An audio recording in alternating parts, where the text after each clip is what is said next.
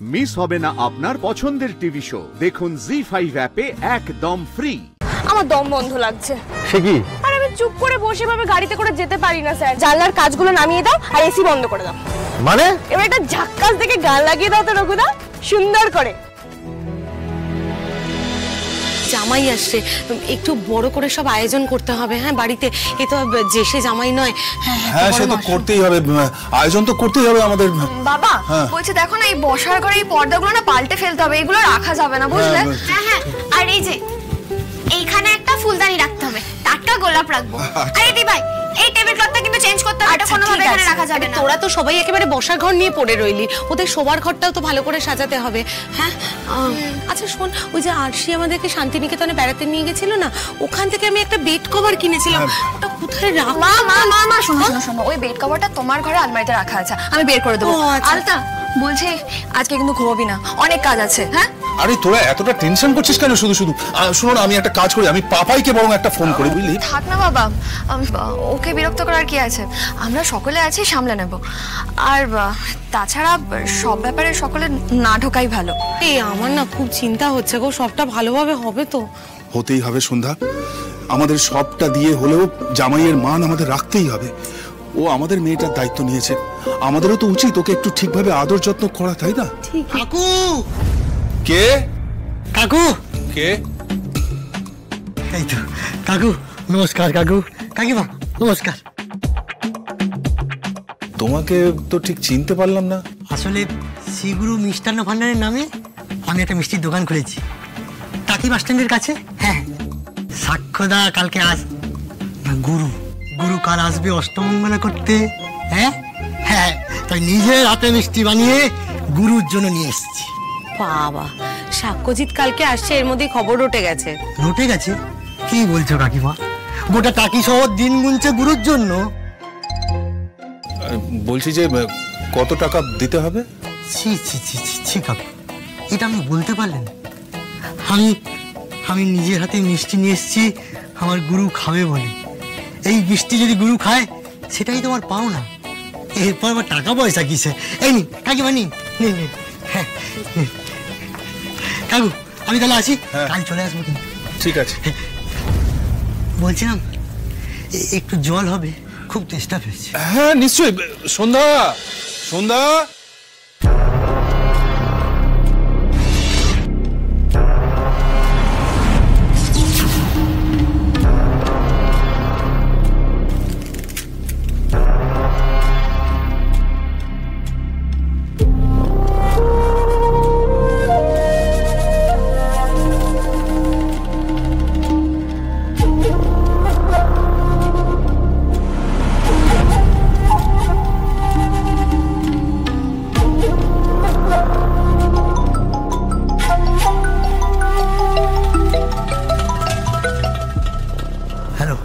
কি অবস্থা?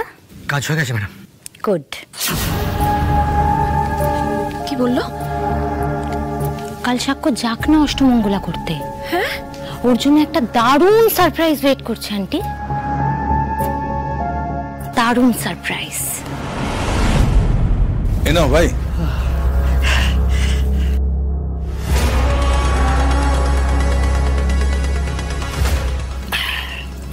আছি কাকু।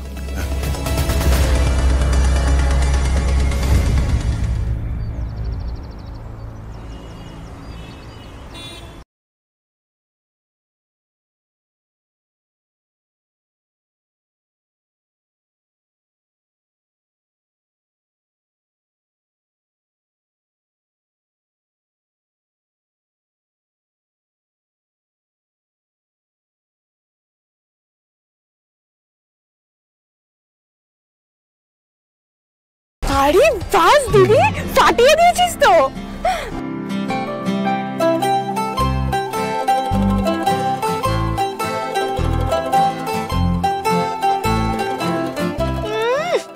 চোখ পাকাচ্ছেন আবার।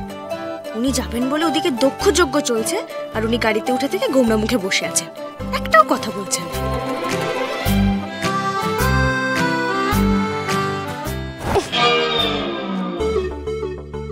সরি। এত ছটফট না করে একটু শান্ত হয়ে বসলে আমার সুবিধা হয়।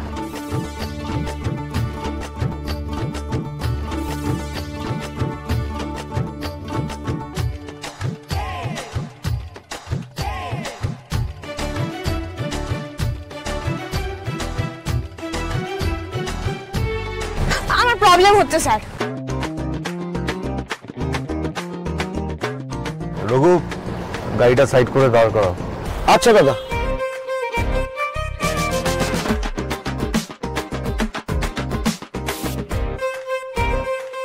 কি হয়েছে? আমার দম বন্ধ লাগছে। সে কি রঘু, ওই পেছনের গাড়িতে সাহেবরা আসছে, ওদের ফোন করে বলো তো কোনো মেডিসিনের শপ দেখলে ওখানে দাঁড়াতে আর ওষুধ নিয়ে নিতে। আরে না না না না না, কাউকে ফোন করতে হবে না। আর আমি চুপ করে বসে ভাবে গাড়িতে করে যেতে পারি না স্যার, ওই ওষুধে কাজ হবে না, আমার ভালো লাগছে না। তাহলে চাইছোটা কি? রঘুদা, তুমি গাড়ি স্টার্ট করো।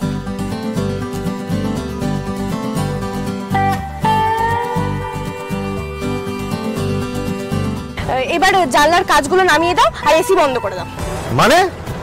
আরে বাইরে এত ধুলো। আরে ধুলোতেই তো মজা স্যার। কি গো, তুমি নামাবে? আমি নামিয়ে নিলাম। এই থাক থাক থাক, দরকার নেই, আমারটা নামাতে হবে না। ভালো লাগে না। যাকে এবার একটা ঝাক্কাস দেখে গান লাগিয়ে দাও তো রঘুদা, সুন্দর করে।